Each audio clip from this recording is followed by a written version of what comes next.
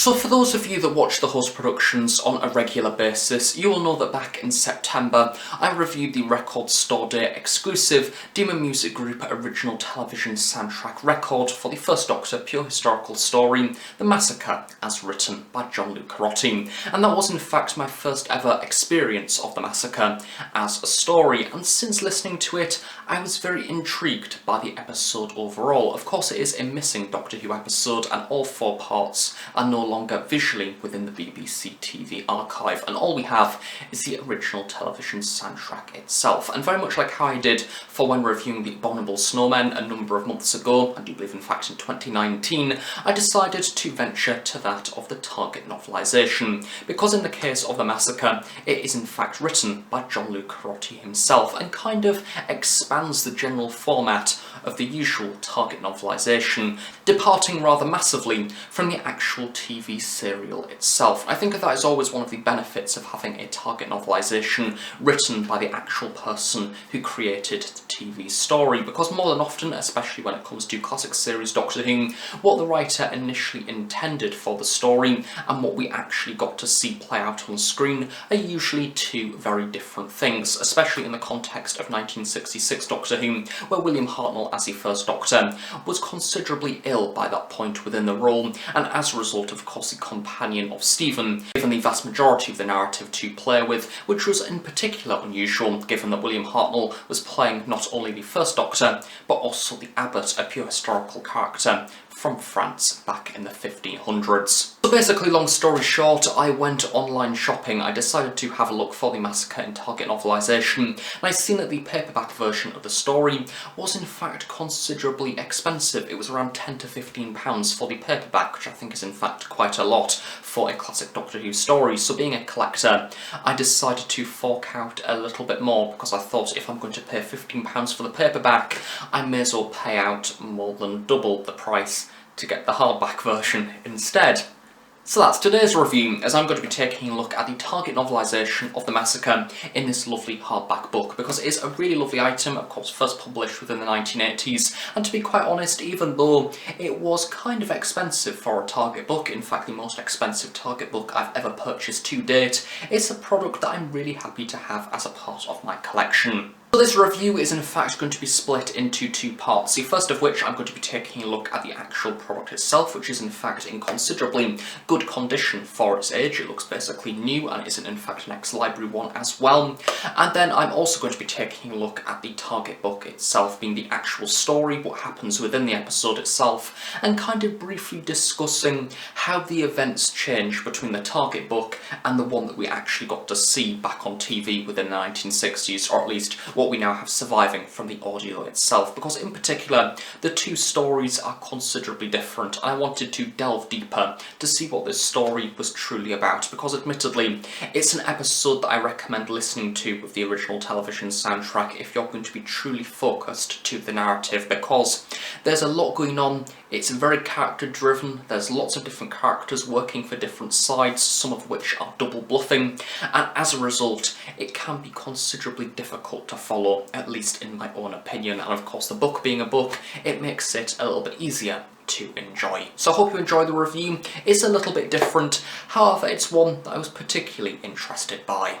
So firstly, let's take a look at the Massacre target novelisation itself within hardback. I've something about the target novelisations in hardback that I think are really special. I just like them. I think they're very collectible. Of course, this will be joining on the shelf Genesis of the Daleks in hardback alongside the Dominators as well. And there's just something about them that's a bit more protected and it feels a bit safer. Of course, a target novelisation usually is rather slim, it's a paperback, and as a result is rather flexible and doesn't particularly stand up to much wear and tear. I've certainly seen a lot of bad condition target novelisations in my time as a Doctor Who fan at various car boot sales and other sort of second-hand retailers, but there's something about this that is really lovely and high quality. Now from what I understand, I'm still learning things about target books, but there was 2 main reasons why these existed. The first of which was a collector's edition thing that people could spend more money on, I do believe from the likes of W.H. Smith, and collect them up. I do believe that they were around £5 or something something like that, which was quite expensive back in the day. And the other reason that I find quite intriguing, for some sad reason, is the use of libraries. And basically a target novelisation would of course be rather flexible, as I've mentioned, and as a result wouldn't stand up to too much wear and tear hopping between different owners as it is rented out of the library. So as a result, I do believe these hardbacks were made to be more robust, to be stronger, and enable people to take them out of the library when they so wish. So as a result, a lot of the target books that you will find second-hand in the hardback variation are in fact second-hand ones from libraries. This one is in fact one that has never even touched a library. It's pretty much pristine, and as a result is in really good condition. It's definitely been looked after, and as a result I will certainly be looking after it myself as well, as it's a very welcome addition to the shelf. And of course, the other main reason why people like target novelisations is the cover art. Really lovely illustration with lots of vibrant colours. Of course, in the very middle, we get the inclusion of the 1960s TARDIS prop with some rather nice detailing on. In particular, I absolutely love that just before the text here, we do have the darker text that has been used on the police public call box signage compared to the lighter seen on the opposite side with various different shades of blue. And then as we move down to the bottom here, we get the inclusion of William Hartnell depicted as the abbot, of course with the overall sort of monkish gown around the side, which is in a lighter brown, and of course the usual illustration of Hartnell being rather precise indeed. The likeness is absolutely perfect, and of course surrounding him is all of the twigs that were used to create the sacrificial flame, of course, that the TARDIS was going to be burnt in within the later half of the story. Now at the current time of filming, this segment of the review is in fact a little bit after reading the book and actually watching the loose cannon reconstruction, and from what I can recall, the events that are depicted here are in fact only seen within the target novelisation and not within the TV story. I do believe, I might be wrong with that, however I don't think I am.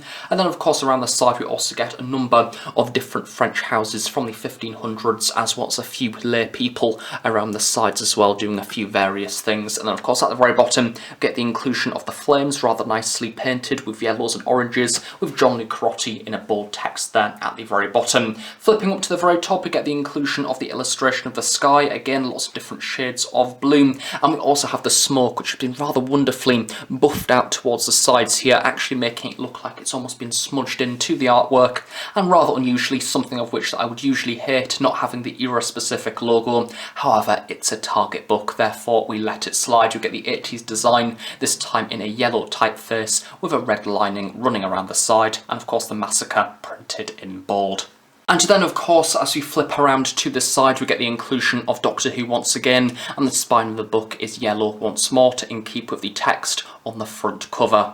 And then flipping around to the back we get the continuation of this rather hazardous yellow design, as well as a little bit of company information at the very bottom, and in fact the recommended retail was £7.50. And just in case if you wanted to read the description synopsis on the back, now is the time to press pause.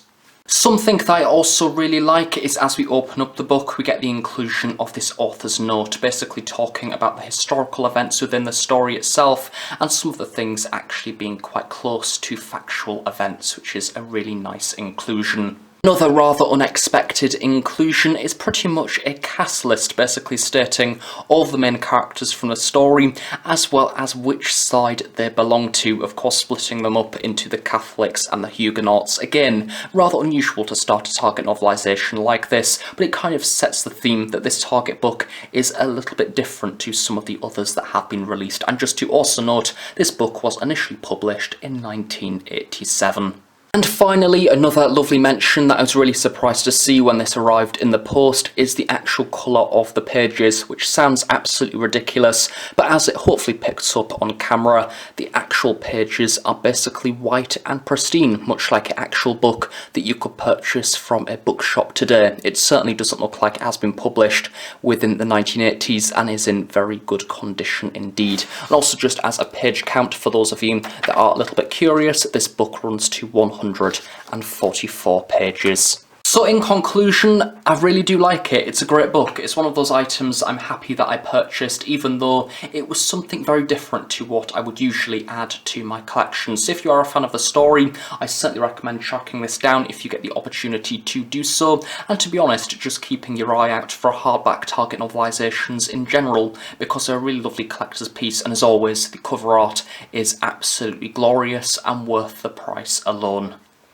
After listening to The Massacre through the release of the Demon Music Group Record Store Day exclusive double LP, something about The Massacre really grabbed my attention. 60s Doctor Who is filled with pure historical adventures, and as Doctor Who progressed throughout the years, historicals reduced, and it's a shame as I always love the format and is to me one of the biggest draws to 1960s Doctor Who stories. I love episodes the likes of The Reign of Terror, even though I believe that quite a lot of Doctor Who fans seem to find them slow and dull. And if that's something you also believe, then perhaps The Massacre is not a story for you, as they follow a considerably rather similar premise, and both of them are set in France.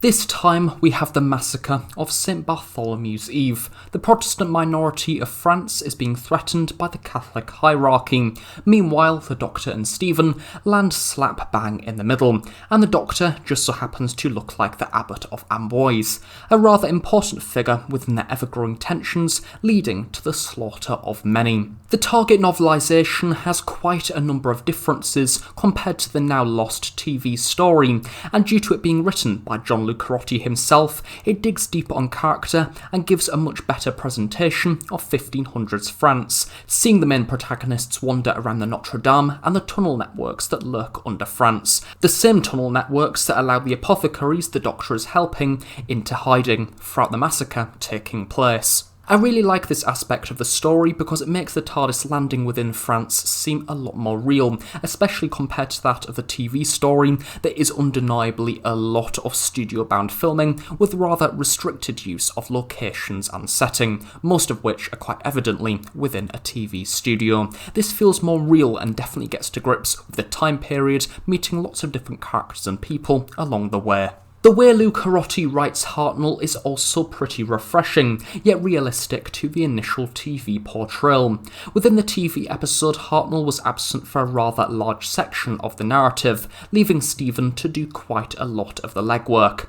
The target has a more balanced approach, having some fun scenes between the Doctor pretending to be the Abbot, and the target also begins and ends with an involvement of the Time Lords, a great unexpected novelty given that the Time Lords weren't even invented at this point within Doctor Who's history. It adds to the canon of Doctor Who and definitely makes for a nice surprise at the very beginning of this serial. The Time Lords question the Doctor's already shady involvement within the affairs of Earth and the 1500s time period, and his acting involvement in the start of the massacre itself that ended up killing many. But at the same time, he was acting and pretending to be the Abbot in order to maintain history.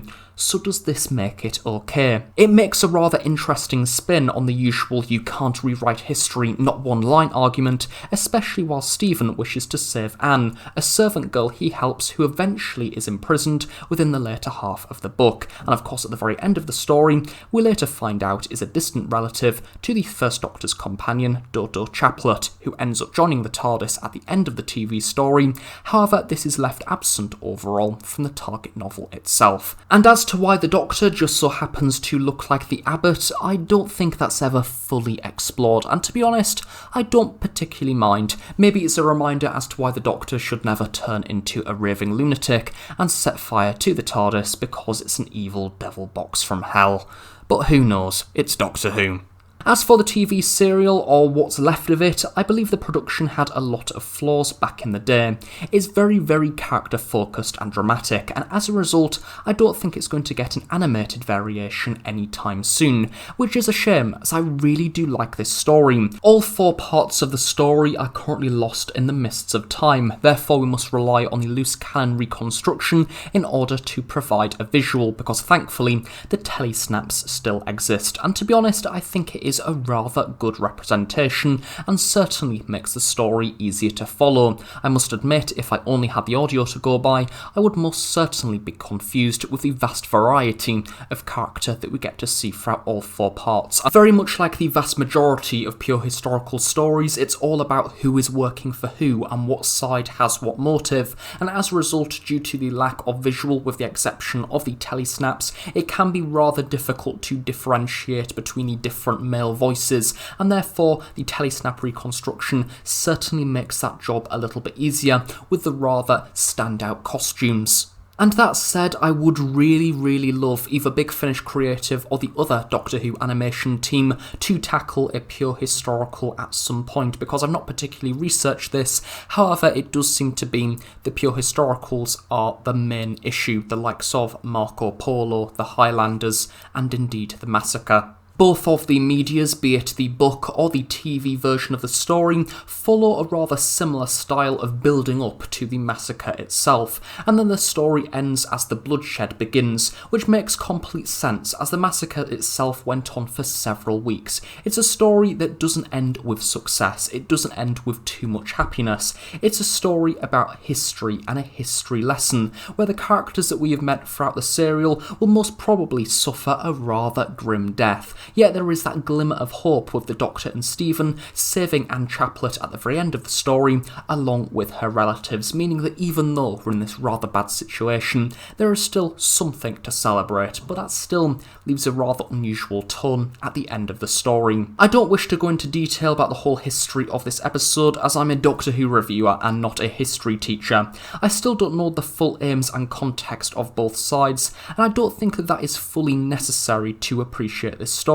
All that is required is you get the basic idea of the different sides and what their aims generally are. It's a Doctor Who take on the period, giving the audience a glimpse into that time, meeting the bad and the nice people along the way, but also those people who are caught in between, in that rather grim moment in time, in the hope that they escape. And I think that is what makes pure historicals that intriguing. It's trying to get out of what is inevitably going to happen in the future, and be it featuring time travellers, they know exactly what is going to come next. If you want to experience the massacre, I recommend reading the Target novelisation as written by John Lucarotti. It's far more than a direct retelling of the script that the vast majority of the Target novelisations do tend to be. It pads out the characters and is packed with much grittier, detailed substance. It's only around 140 pages long, and so still remains that rather precise, fast-paced plot that we are used to within the Target novelisation series. I think the book is rather clearly what John Lucarotti initially wanted to depict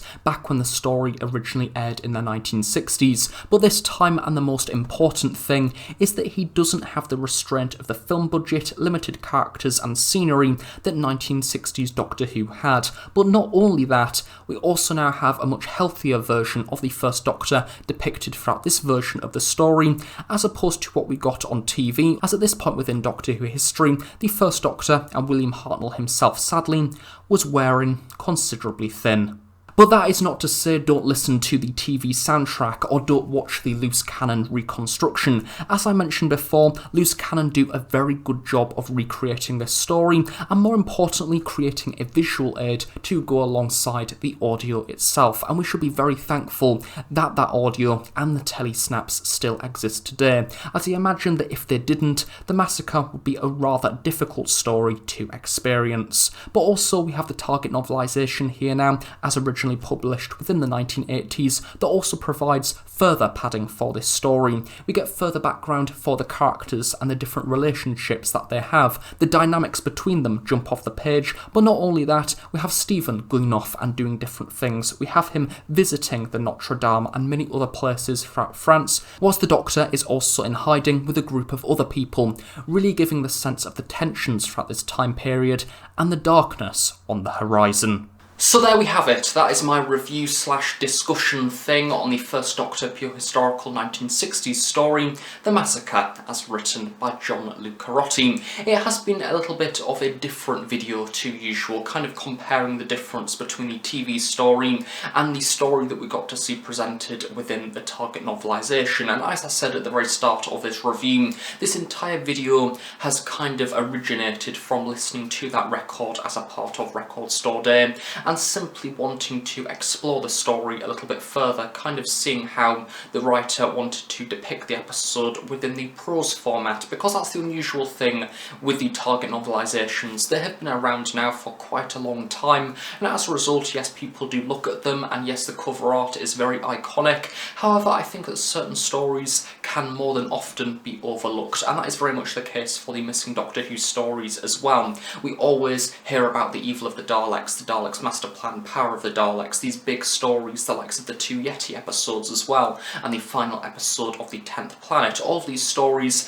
that have a rather grand idea behind them, the fact that they are missing. And then you have episodes the likes of The Massacre that almost seem to be forgotten within the mists of time. However, I truly believe that there will be more Missing Doctor Who stories out there, the likes of The Massacre. Maybe not the Space Pirates, but episodes that people enjoy simply because they have a good narrative with strong characters, and more importantly have a good idea behind them, and it just takes episodes the likes of this to be adapted into the Target novelisation format to almost have a new life being breathed into them, making them ever so slightly more effective compared to what we got to see or hear on screen. And as I mentioned within the record review, of course, if you've not watched that video, I definitely recommend doing so, especially if you're thinking about getting the record release. If you're not a fan of records and turntables and all of that, in fact, The Massacre has been recently released on CD as a part of the Lost Collections series, the re-release in this rather slim case, packaged alongside the Daleks' Master Plan, the Celestial Toymaker, and the Savages, and of course the Target novelisation is on either paperback or hardback, of course from third-party retailers the likes of eBay. However, I do really like this product. It's one of those items that I kind of bought thinking it would be a little bit of a risk. It's something a bit different, it's a collector's item, but I really do like it. I think it's the cover art and how pristine it is, and it's generally a really welcome addition to the collection that I'm very happy to own. As for the actual episode itself, I think that the Target novelisation definitely benefits this story because we get to see more of the characters, and more importantly, a development of that whole idea of pure historicals. And that's what I really love about 1960s Doctor Who and the way they do historical stories. It's back to basics and that fundamental idea of time travel. What happens if somebody goes back in time? And almost in a way, what is their duty of care? Are they legally obliged? Would they be liable for changing time? What would be the effects of that? And what would happen if slight things are changed, however still have the same outcome because, say, a certain person does something rather than somebody else, and as a result that event has still happened, however the person who commits said act has changed? And kind of that is what we see throughout this story, seeing the Doctor being edged ever so closer to that pure historical event. Episodes the likes of the Reign of Terror, of course we get to see the Doctor also being directly involved within the events, disguising himself. However, this story is a bit more personal. We get to see him physically acting as a doppelganger for the Abbot, as a result acting as a rather horrible human being simply in order to keep history in track, or at least in the timeline that he believes, or at least he thinks that it should be within. And as a result, the Doctor is more actively involved within the historical event, which is very interesting to see unfold. But naturally, I think that the Target book makes it flow a bit better. We get more visual descriptions of France, it's more believable, and yes, the actual story itself, from what we can see from the telesnaps, does a very good job, but because it is focused around humans and different motives and different teams of people working against each other, some of which are double bluffing, admittedly the loose cannon can be a little bit difficult to follow because it is relying on that human interaction, something of which is difficult to convey within a loose cannon reconstruction. So yes, if you're intrigued by this story, I certainly recommend checking out the Target book. So thank you very much for watching this video. It has been a little bit different to usual, however I really hope that you have enjoyed it, even though it has been different. It's generally just something that I kind of wanted to discuss within a video because it's something that I've particularly not covered in the past and I find it interesting, I think. So yes, thank you very much for watching. I hope you have enjoyed it. Do of course stay tuned on The Host Productions for more Doctor Who content each and every week. And of course on that note, I shall see you all next time. Bye for now.